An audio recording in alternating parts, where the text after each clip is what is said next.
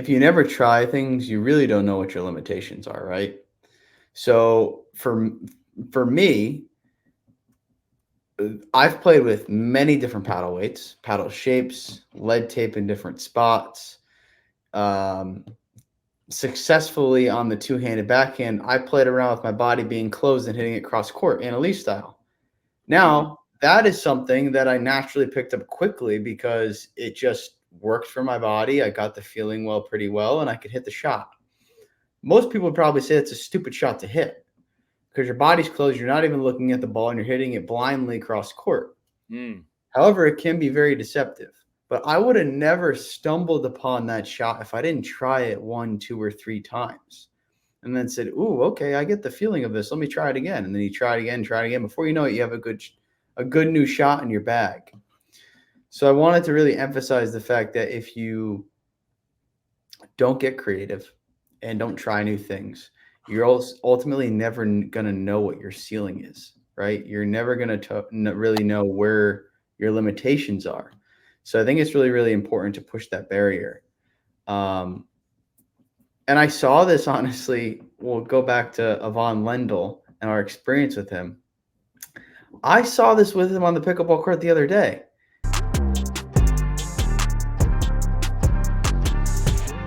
Now, if you see on the bottom right of the screen, I updated it. We got a 4-timer now. 4-time Guinness World Record holder. Yes, unofficially, but yes, we're still waiting on the evidence review. So I was going to ask you, now that you're 2 weeks after it occurring, have you reflected on it more, that experience, that event? Like, because I know sometimes the 3, 4, even a week after, it's tough to digest everything that really occurred, right? And once you have that moment of clarity, it's much easier to kind of reflect and think about what occurred. Have you had that time? Have you fully digested what actually happened on that day? No. It's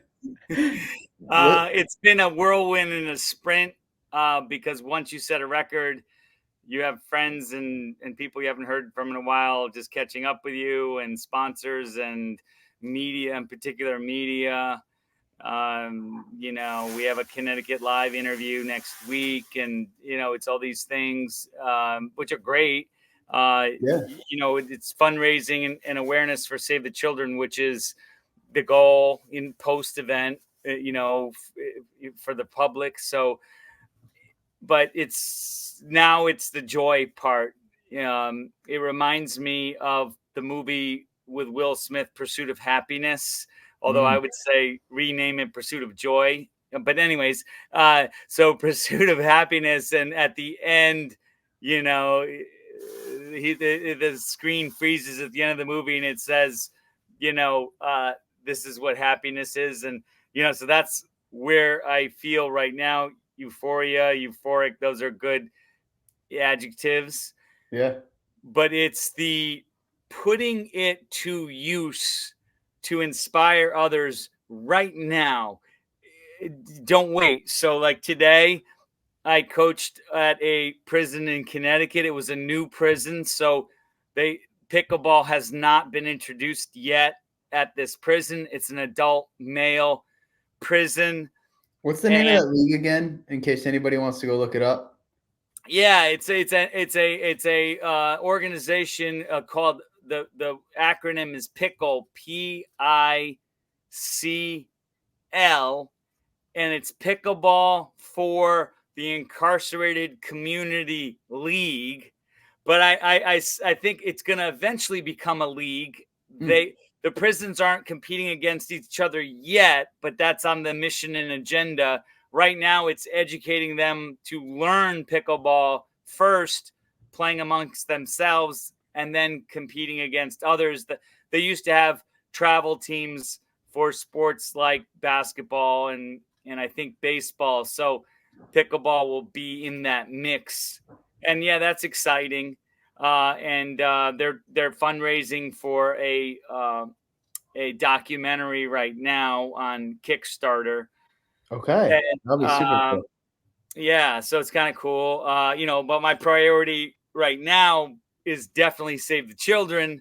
Is first priority as far as charities. But But today I said, I showed them the volley, the dink, and then we had little mini competitions kind of thing right off the bat, like just Yeah. right into competition, because I know guys want to compete. They want a winner and a non-winner, What And were some of the mini games you guys did?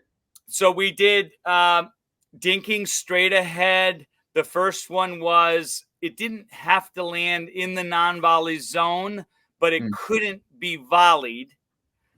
And we tried to do, now again, they've never learned how to hold a paddle. They're holding a paddle for the very first time.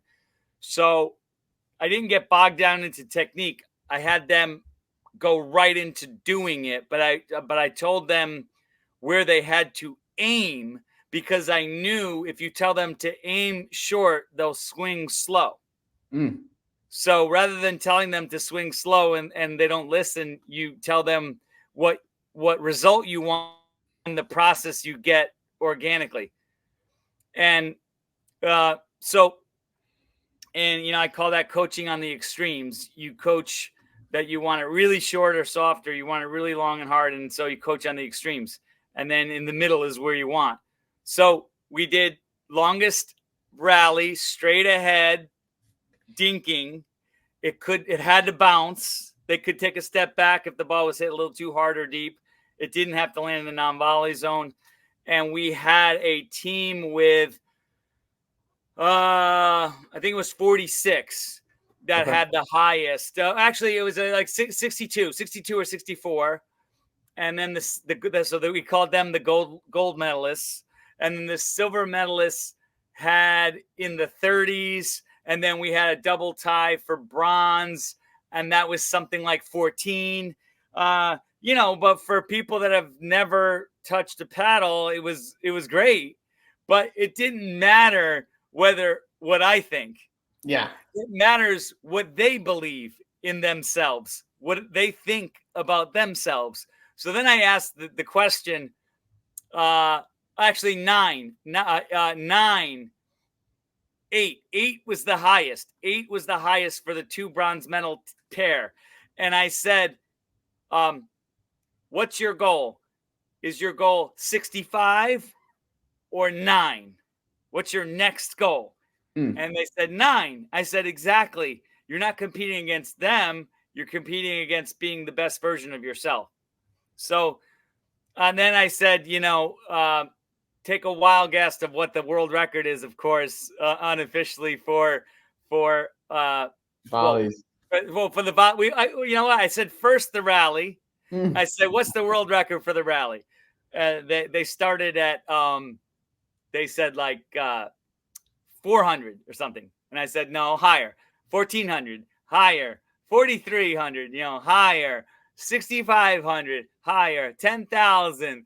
Higher. Then one person said 15,000. I said no, it's 16,000. 16,046. They said, oh wow, that's crazy. And I said, yeah, And then I go, and how long do you think it took me to do that?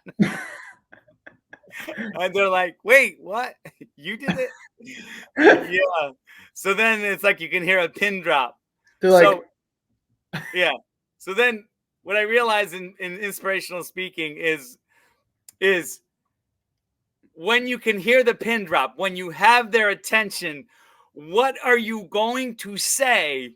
And what I said was, you got to focus on your egos, your controllables. And here are your 7 controllables. And I told them this: effort, attitude, gratitude, learning, enjoyment, sportsmanship, freely.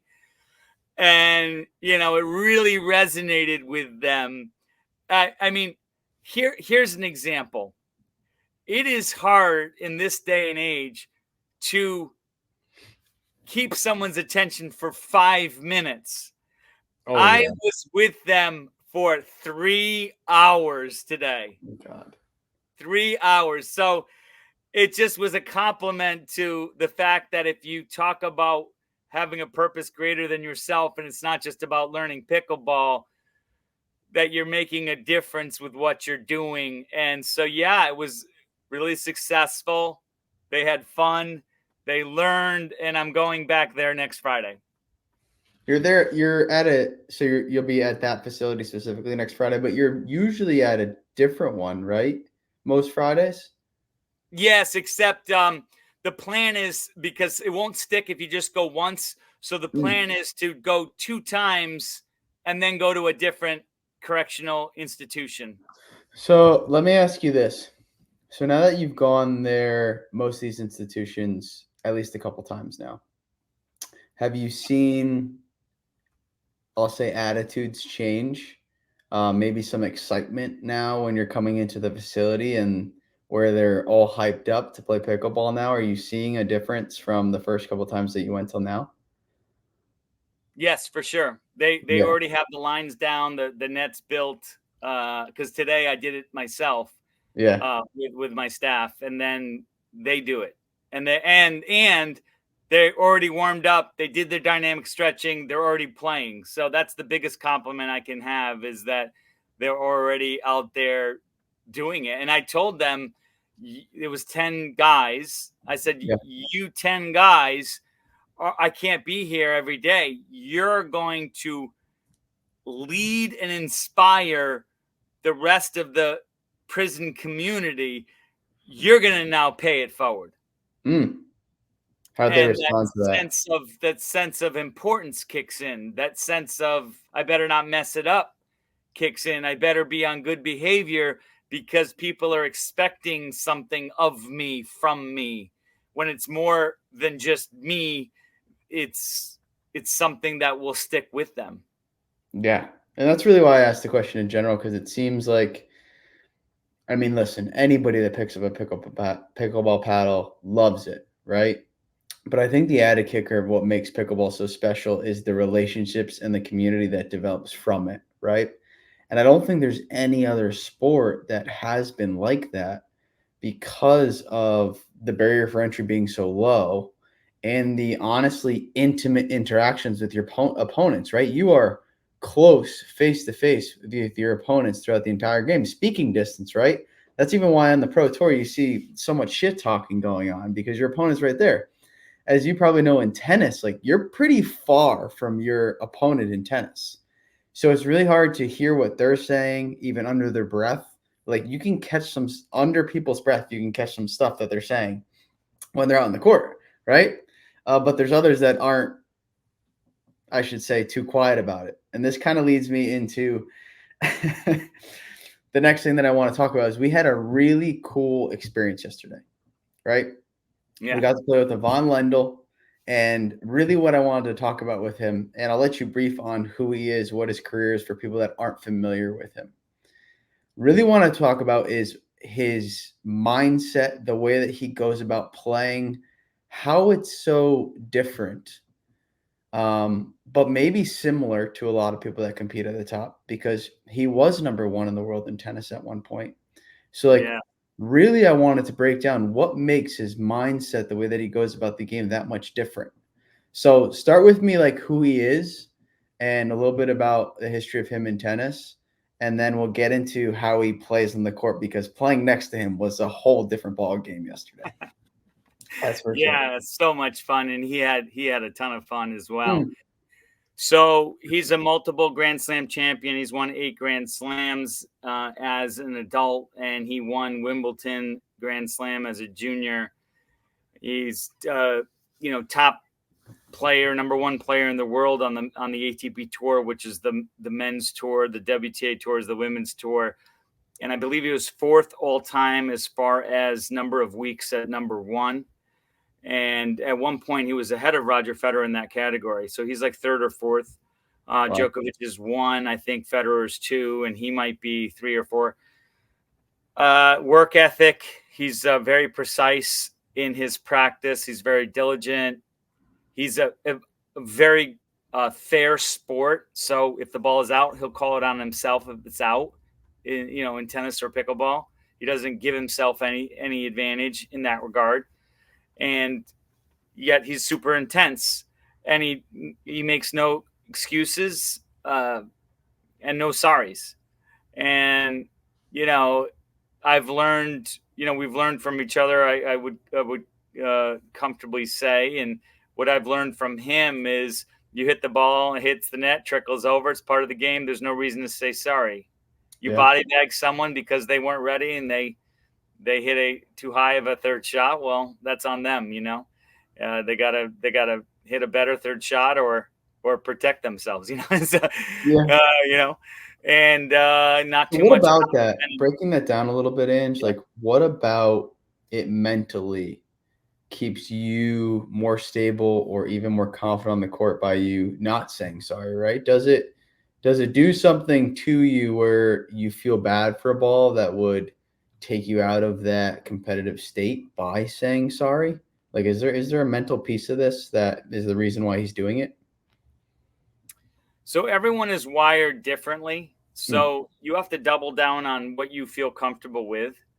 So it's kind of what works best for you, what works best for him. That works best for him, and he's a phenomenal player, and he's exceptionally good for someone who hasn't played pickleball for more than 2 years. yeah. This December I think will be 2 years, And he's and 64, yeah, right? He's crushing it out there. he's crushing it, Yeah. and nasty forehand. Remember that Oh forehand my from God, yeah. tennis? Great cut on the backhand, everything. Yeah. And it's a pleasure playing with him, against him. What I love is the ruthless intensity, yet the goal is to have fun. Yeah, yeah. How well he balanced that yesterday was actually crazy because when I was playing next to him, anytime we got the ball, he was like, right now, big points, a lot of points. We're getting a lot of points right here. Right. But he has that accent where it's like stern and it's like, oh, you're like, okay, I need to get a lot of points here, else I'm in trouble. Right. Yeah.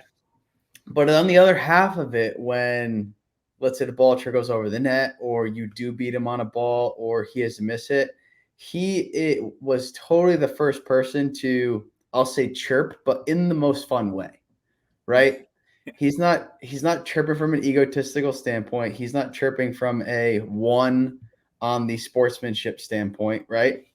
In Eagles, he is doing it in the best way to almost, I'll say, at least in rec play, build a relationship with you in a little bit, right? Yeah. Yeah. Now, I don't know if he did that in his past, meaning in tennis.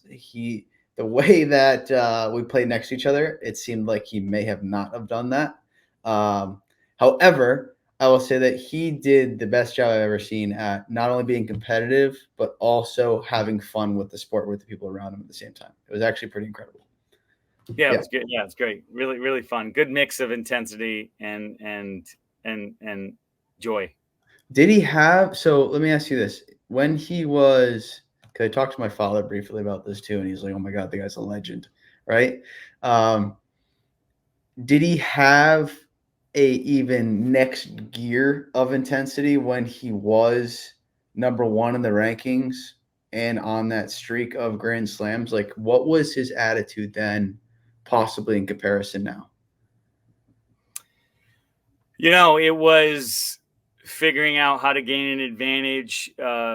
He used sawdust on his grip Hmm.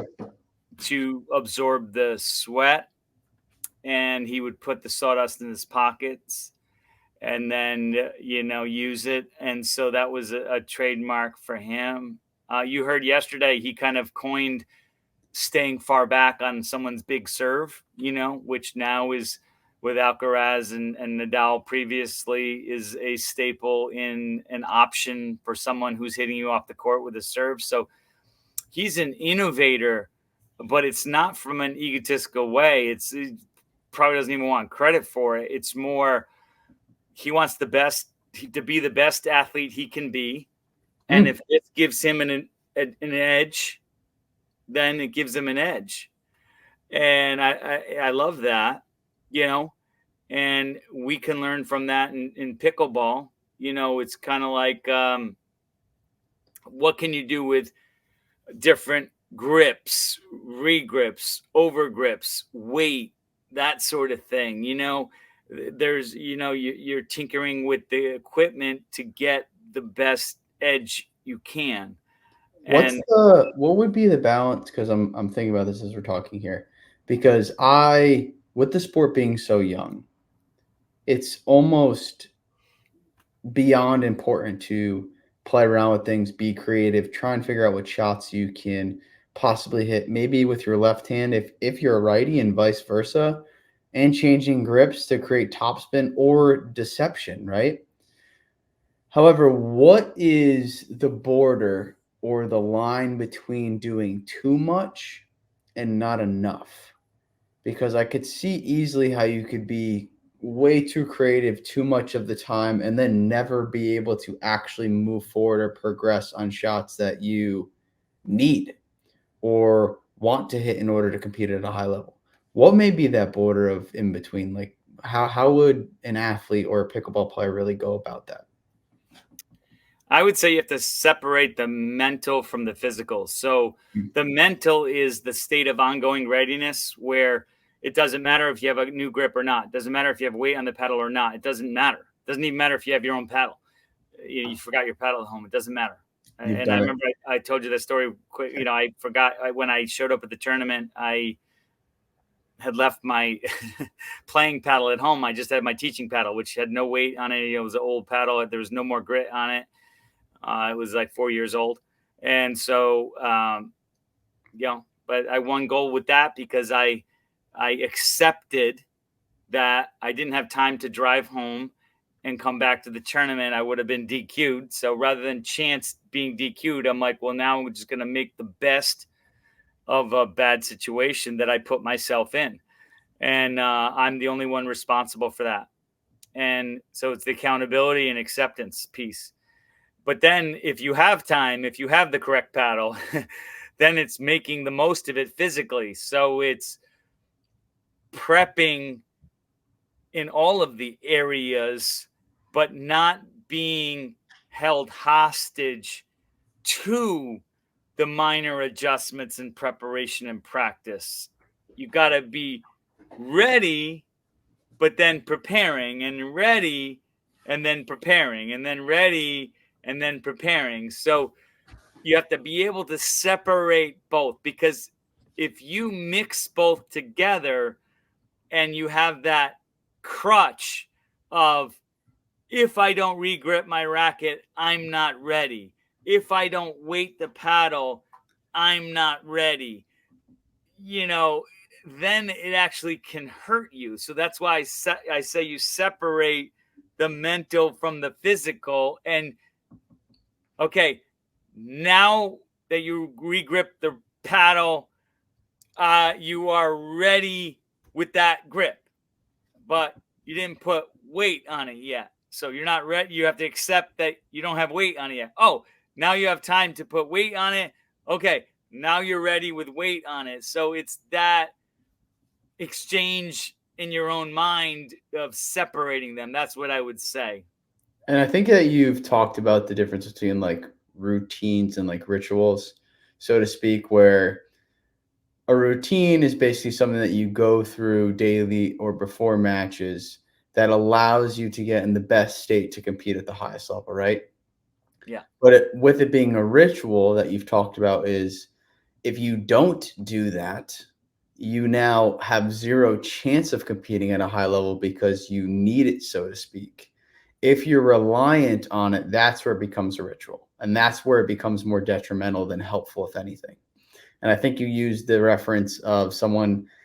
I forgot if it was a pro player or somebody else, but it was I think a blue hair tie. Is that what you usually Pink. reference? Pink hair Pink? tie was an Olympic gymnast. Pink hair Yeah, tie. and she had a different color. And unfortunately, in that retrospect, if she's relying on that specific color, which you're not even seeing it on the back of her head, anyways, unfortunately, that becomes a ritual. So you really want to avoid rituals and fall into routines, but ultimately make no excuses at the end of the day. Yeah. If I were to be creative without overwhelming myself in the process, should I be dedicating a day towards creativity rather than, hey, if I'm going and doing my drilling session today, I'm focusing on drives. Let's say I'm focusing on shake and bakes in the meantime and keeping everything from the baseline moving forward. Do I get creative in the middle of that session, or do I set aside specific time for it so that I don't hinder working on my forehand with heavy topspin? Because now if I start trying to throw in a Nadal, and start lassoing it over my head and trying to see if I can create tight angles. Well, I'm taking away from the progress that I may be making on my standard forehand, right? So is there, like, should I set aside a little bit of time or a specific session in order to do that, to maintain that creativity? Or should you just let it naturally come to you while you're playing? Yeah. So it's one at a time, because you can only focus on one thing at a time. So Hmm. a specific example would be the unofficial fourth world record. It's I bought a grip glue that would you put it on and it turns into powder, because my hand was sweating too much. So I did one practice, just try that out. Okay, I like that. Sweet spot hitting. I hit too many ones and 1.5s on my last practice. So I'm going to put that sleeve around the paddle so that you have to hit a 3. You have to hit in the center. So we'll practice with the sweet spot hitting. So in other words, you take the obstacle that is either physical and real, or it might not be real. It might be in your head, but it doesn't matter, because if it's in your head, it's still just as an obstacle as a physical one, Hmm. because your mind thinks it is. So therefore, you have to get it out of your system. You can't carry the worry of the what if. There is no what if. There is what is going to happen.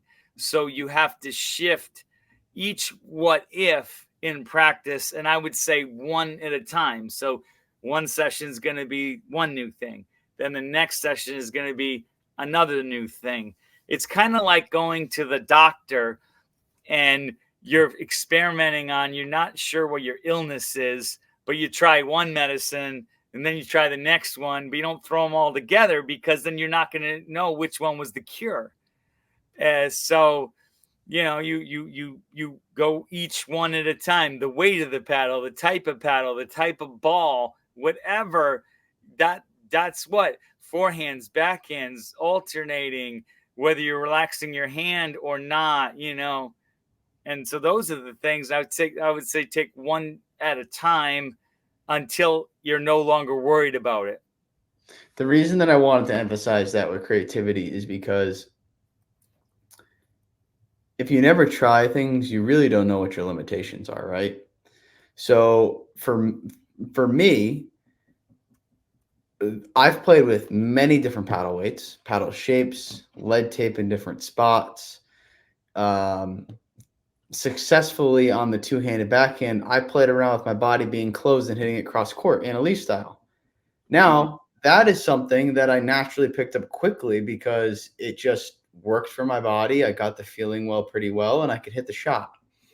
Most people would probably say it's a stupid shot to hit because your body's closed. You're not even looking at the ball, and you're hitting it blindly across court. Mm. However, it can be very deceptive. But I would have never stumbled upon that shot if I didn't try it 1, 2, or 3 times and then said, "Ooh, okay, I get the feeling of this. Let me try it again." And then you try it again, try it again. Before you know it, you have a good new shot in your bag.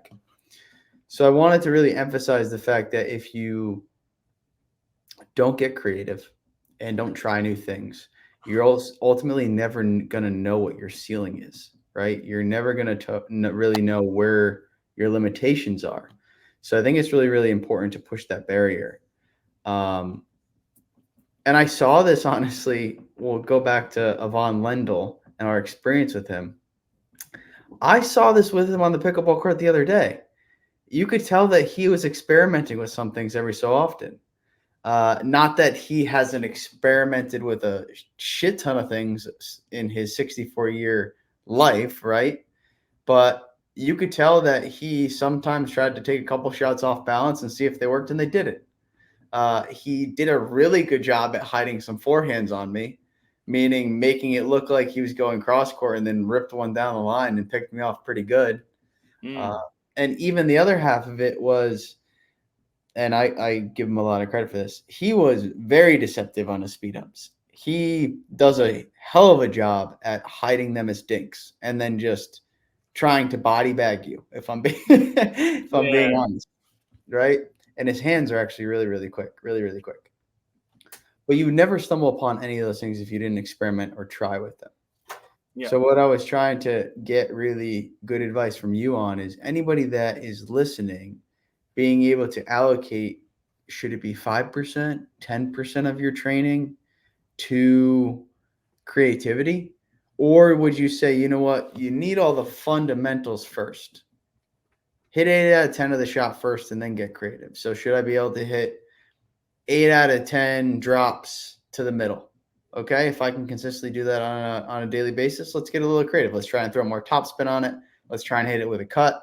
Is that kind of the avenue that I should take? Is if I can hit it with frequency, now I can get a little bit more experimental?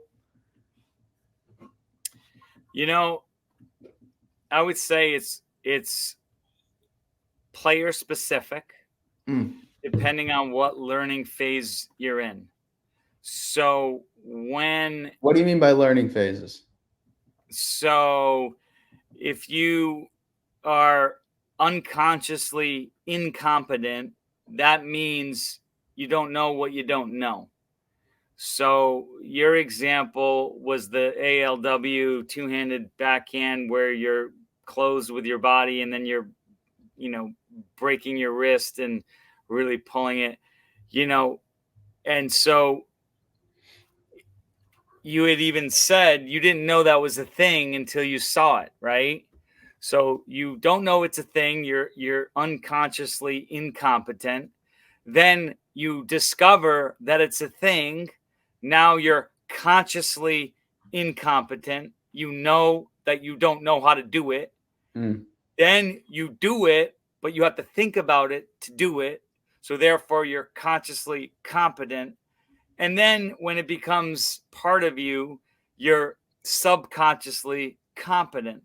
So it depends on where you are in that journey for the shot you're working on. So, I would take one shot and go through the process and then go to the next and then the next. The second part of that is knowing how to coach on the extremes. So, hitting 1 out of every 10 serves long, not wide and long, not in the net, not wide, 1 out of 10. Why? Because that ensures that the other 9, you're hitting it deeper than if you were trying to get all the serves in. So you're really trying to know what your red line is. Is that a good way to kind of phrase it? Know what your current limitations are, because if you don't really red line any shot, how are you going to know what 100% is versus 75%? Right? Yeah. Is that really what you're getting at? So I know from coaching, being a mental skills coach for a lot of sports, that a lot of athletes are riding at 75, 80. Let's say it's 80. They think they're redlining at 100. And if your supposed 100 is 80, you have 20% left on the table. So in order to not leave that on the table, you have to know what your extreme is and then back up off the extreme. And then the same thing holds true for the other way. I'm going to hit this serve really slow at a very short angle, and that is my 0. So now I know my 0 and I know my 100, and now I know I have to reside somewhere in between that, and that's why I usually say 3/4. You're 3/4. Your 75% will probably win you more points as an aggregate average than redlining. Redlining would, you win some, you lose some. You win some, you lose some. But 75 is you're going to win the majority of them, and that's that scale. But then I would say it's not set in stone. It depends on the athlete. If you have an athlete like a Patrick Mahomes of the Kansas City Chiefs, he's going to take risks. He's going to do behind the back passes. He's going to do things he may never have done before in a real game, or that we may have never seen before as a fan. That's the way he is. So going back to your creativity, is he's probably being creative 80 to 100% of the time, whereas let's say a Tom Brady, unbelievable athlete, but he accepts that if the long bomb is not there, he's going to dump it off to the screen, pass. So the little 5-yard pass. So he'll accept that. So maybe with him, creativity is less, and so it all depends on the athlete, and it depends on that learning stage or phase that you're in. So building on that too. So I just played in APB Chicago in the qualifiers with one of my friends, Noah, which obviously Noah as well. Yeah. We actually played really, really well. But really what I wanted to cover in that was, and this gets into the creativity route, is the difference between like rec ready stuff and like competition tournament ready stuff, and if that's even a thing. And the reason that I'm saying that is because I think everybody that plays pickleball or any sport knows that there's probably a lot of shots that they can hit in standard rec play that necessarily don't always convert to high level competition play. And now there's a couple things to that I'm speaking of from my own experience. One, when you go there, the level of competition is much higher, right? Yeah. So with that being said, there is some shots that may work in your local rec play that don't necessarily immediately work at competition, just because everybody's awareness is a little bit higher. They may be pressing you more than your standard rec play, so you can't press this back as much. However, something that we've talked about previously is the 8 out of 10 rule. How does someone like me know, hey, this is a shot that is now competition ready, tournament ready? Or is it just like, you know what, I've been hitting it a lot in practice. I have the shot in competition. Let me go and take it.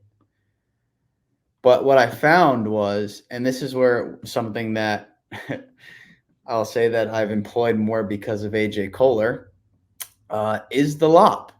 I have employed the lob a little bit more, especially at the kitchen. Now, originally, I did not have that in my bag in competition play. I've been using it a lot more and hitting it a lot more. So therefore, I tried it a lot in the qualifier, and it worked probably, I would say, 75% of the time. I didn't miss anyone at the start of the qualifier. In our very last game, I missed a few, but not by much. Like one of them I thought was in and he called out. So this gap, let me start with why there is that gap. Is that a mental gap, or is that just a physical rep gap? What would be the gap there between rec and competition play or tournament play? I would say it's mental for sure. Okay. And I'll prove it to you. Yeah, what about it? Tell me. So you ready? Mm-hmm. So thinking of Eagles, I'll give you a hint. Thinking of your 7 controllables with the silent F. Why do you play pickleball? Why do I play? And you want me to use Eagles? Because what I would tell you in general is just that it's something I love allocating my time towards. Okay, so you enjoy it. I'm going to get out of bed. Yes. I'm going to get out of bed every single day and do it regardless of getting my ass kicked. Yeah. So loving what you do, passion, that means enjoyment, right? Because you're passionate about things you enjoy doing. You'll do them whether you get paid or not, right? Yep. And I think the added, so to allude to Eagles, some of the addeds that have come from it is I am very grateful these days to play a competitive sport. Meaning coming out of playing hockey where I've talked about this before, right? When I became aware of my skill, had a lot of expectation, really crumbled under that expectation. So having a second chance at playing a sport, possibly professionally, really pursuing that, right? I've been super grateful to have that opportunity. And just for pickleball to have come at this time in my life where I'm still really athletic. I'm still really fast, and I'm still learning a lot, and my body can recover and adapt pretty quickly. So let's table gratitude, but yep. yes, awesome. Anything Enjoyment, else? passion, love, right? So Yeah. enjoyment. Okay. So when you practice or play rec, are you playing for enjoyment? I would say yes and no. It depends on if we'll get to L, if I'm really trying to learn something. So sometimes, as you've seen me, right, there's a shot or two that I'm really trying to work through. So the goal isn't as much of enjoyment as it is working on that shot, that specific But, shot, right? yep. When you make the shot, do you enjoy it more? Oh, of course. Of course. Who doesn't? So then when you compete in a tournament, what drives you? What are you focused on? Enjoyment? Do you enjoy competing? I do. I highly enjoy competing. Highly So enjoy. if let's say, just for you, for example, Yeah. and that's a controllable, right? So enjoyment, if enjoyment's a controllable for you, and enjoyment is the goal predominantly for practice and for tournaments, then why would the answer to your question be different? I'll tell you why I asked the question too. In other So words, why does the gap exist if enjoyment is for both? So I'm really trying to ask you that because I don't fully know the answer. But what I will tell you from my experience, Yeah, exactly. Well, I right? guess I'm answering it with a question Yeah, to say it it's shouldn't be all different, it's right? it's all in your mind. It's in your mind So because let me ask you yeah, then. Follow up question is, how do I close the gap? So I'll give you like a specific shot, for example, yeah, that I know works very well in rec, and sometimes I have trouble with in high level competition. And I don't know if it's that I just feel like I need to be more precise, and yeah. maybe that's the mental gap there. But a shot that I've hit plenty of times in rec, and I do miss on occasion too, is a two-handed backhand roll, actually off the bounce, rather than going cross court with it like you usually do with a dink. You Mm, roll it middle, right? You've seen me do it, and yeah. sometimes it flies long. I do know, though, in high level where it's more precise, is that it flies long more than not. I don't even hit it 6 out of 10 times. I don't hit it, let's say, even close to 8 out of 10. It's usually 50% or less in high level. So if the mental gap is I don't have the confidence yet in it to take it to high level competition, how do I close that gap? That would be my question to you. What is the gap So closure? I would say confidence is the cherry on top, but not a requisite for success. Okay. Break that down for me because I like that. It's more about drive and desire. If you're a child, you're a baby, Mm. and you have one baby that has no motivation, and the second baby, the no motivation to walk besides everyone around him or her is walking, and you aspire to walk because everyone else is doing that. Looks cool. You can get places faster. And then the other baby, you have a big chocolate bar that's on the couch, and they have to walk a little bit to get to the chocolate bar. Which baby is going to walk quicker, assuming they both like chocolate? The one that has the incentive of the chocolate on the couch, or there's no incentive? Of course, incentive, right? Who's not going to sprint over to the chocolate?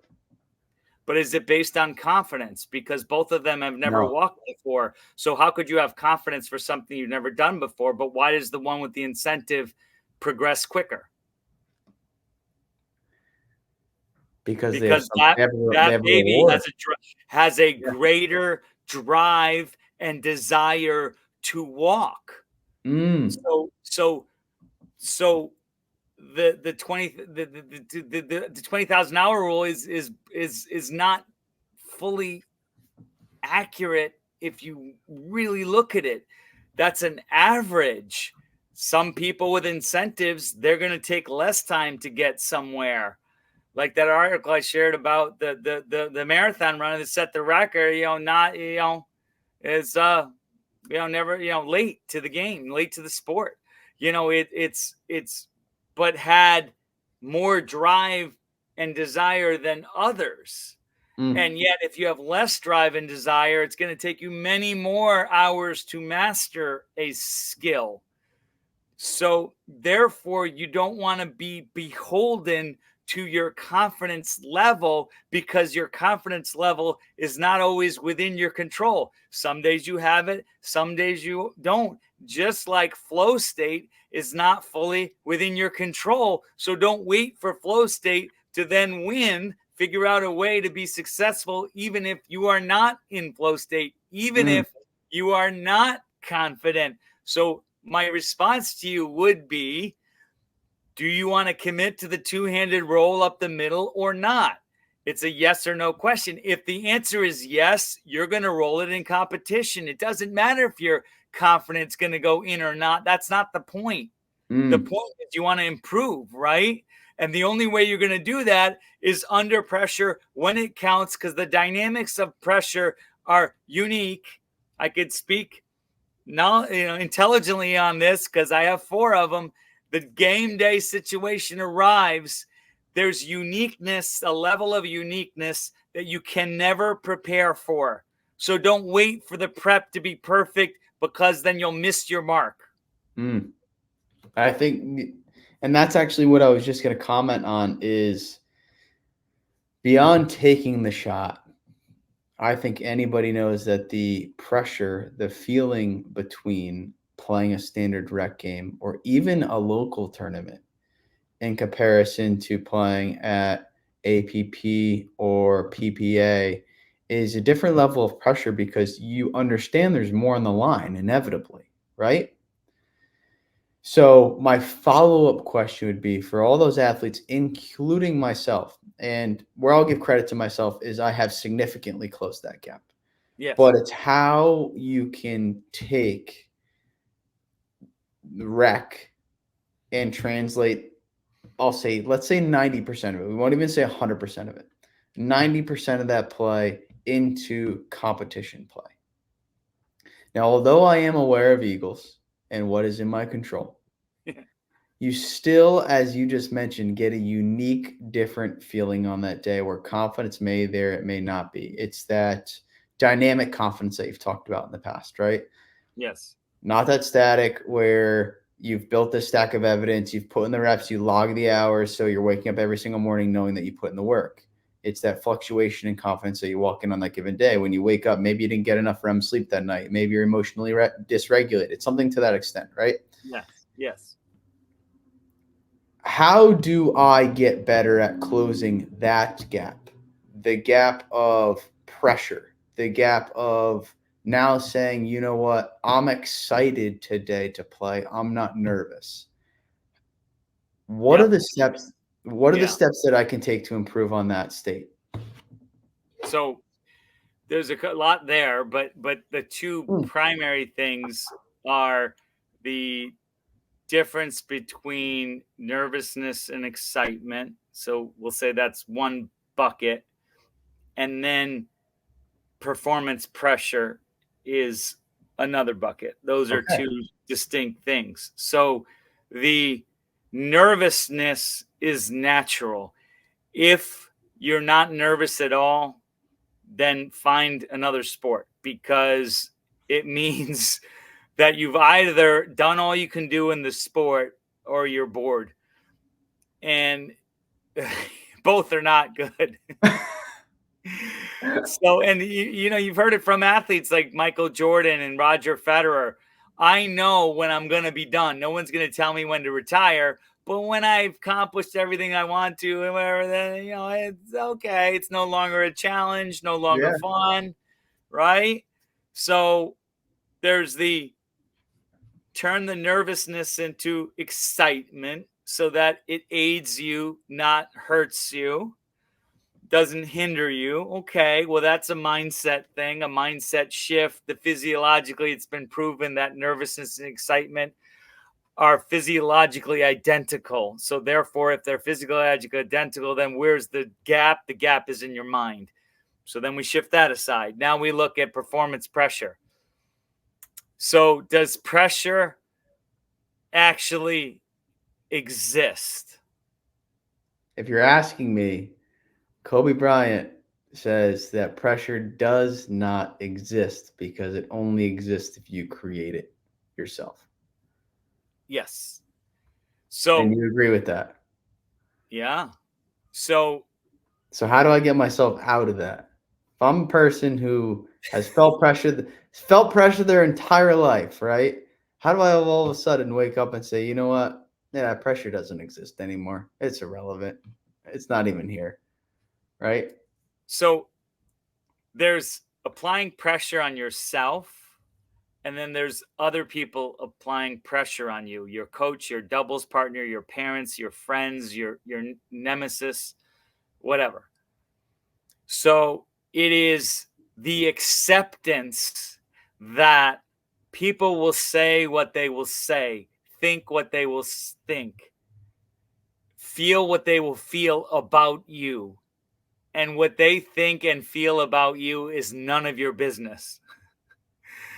It is not in your control. Yeah. So forget about it. So we take that off.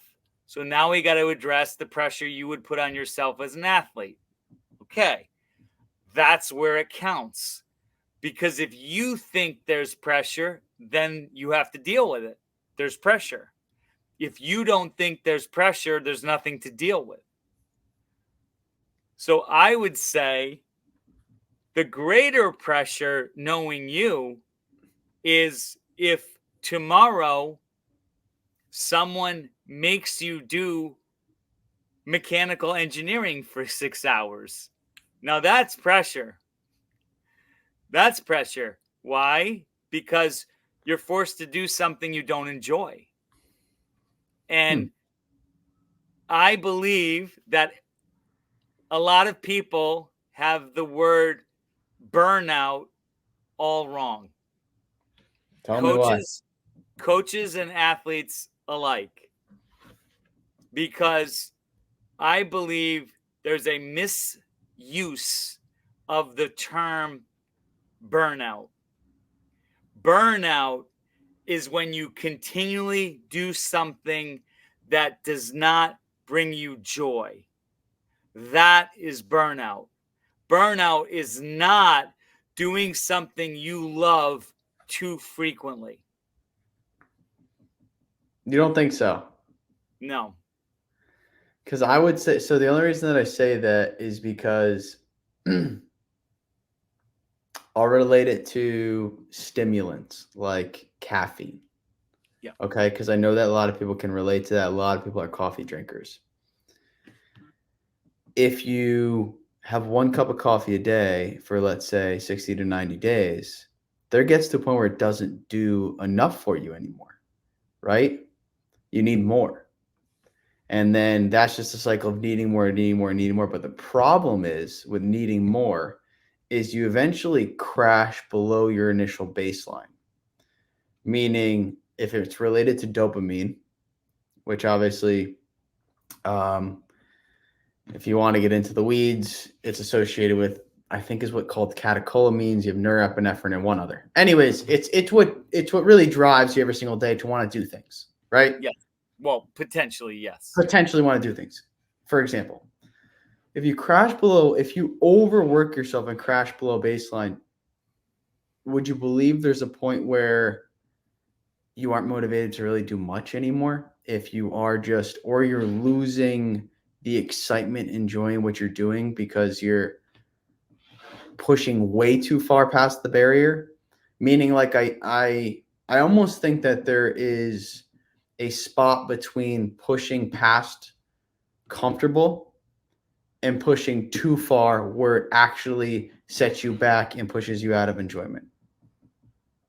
So there's a lot there again, but that's Yeah. okay. Is I would say um, if you're doing it for dopamine, it is short lived. You got to be in it for the long haul. Mm. And there's not always going to be an immediate reward in the foreseeable future, especially for an aspiring pro athlete. So remember in Roger Federer's commencement speech, It was, I think it was 54%. He won 54% of all of the points he's ever played, but he failed 46%. And that's one of the greatest tennis players of all time. Imagine someone who's 500 in the world. So you gotta be able to handle setbacks and failure. And you know a lot about this, being the failure coach.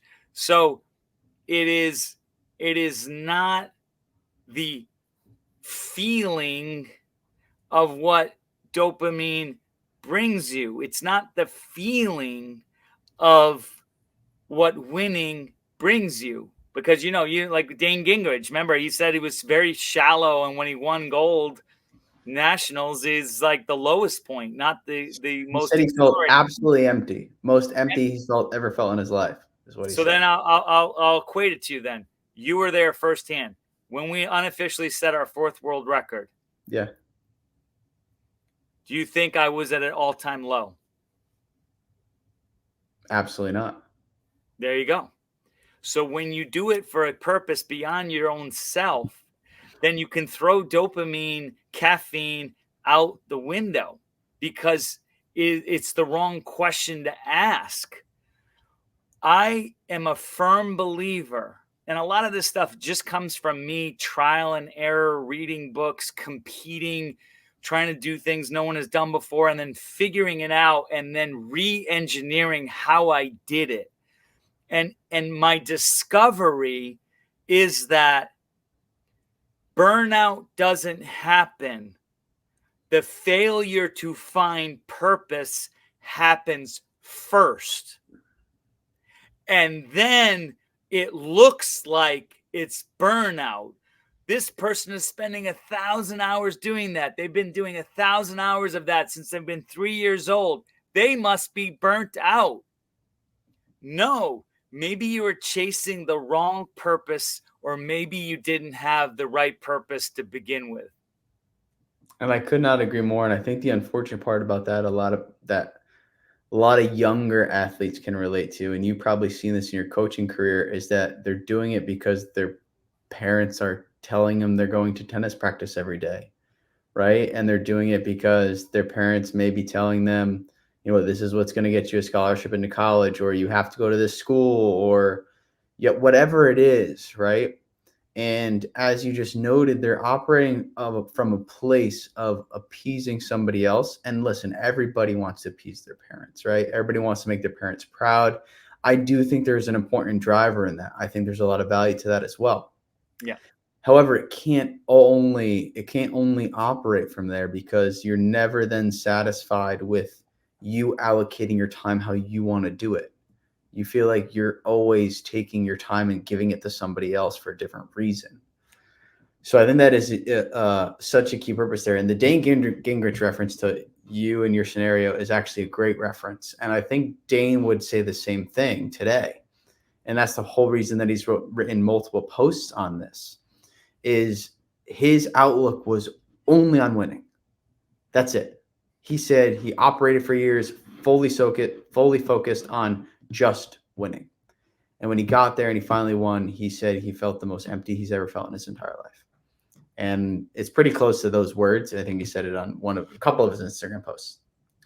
But in relationship, like watching you and Et finish that world record, there was nothing but an entire bucket, a room filled of people understanding purpose. And that's why I keep going back to euphoric. It's like everybody in that room, without words being spoken, understood the weight of what was actually occurring. And I think that there is something so magical in that, and actually really drives home the point that you do need to find that purpose in order to drive you through moments where you don't want to do anything, right? And the really reason that we talked about caffeine and dopamine was because I think it's relatable for a lot of people. And I think a lot of people unfortunately get in that cycle of short bursts of hits, that short-term gratification, rather than looking for that long-term gratification. Angelo, I do not have anything else on their agenda today, but there is definitely a lot in there. And there's a lot that I took note on here that I think will follow up in other podcasts as well. But is there anything else that since there was so much that you wanted to comment on that I may have missed? Yeah. So I had another discovery with this fourth unofficial record, and I didn't share it with anyone. And Ivan Lendl asked last night, why wouldn't you go to 20,000 when you both can continue? Now, yes, my brother's right hip was very sore because he had this playlist in his left hip and he couldn't move. So it was going to mess up the song list and all of that. And that was important to us. But could we have gone on? Yes, of course, we could have gone on. Could we have not gone at a rocket pace at the end and paced ourselves to an unreachable world record for someone else? And what I discovered in prepping for the record, since my purpose was so aligned with honoring my mom, and I had made a commitment to her and to my brother and myself that the record was going to drop on that day. And I was assured of that because I love my mom.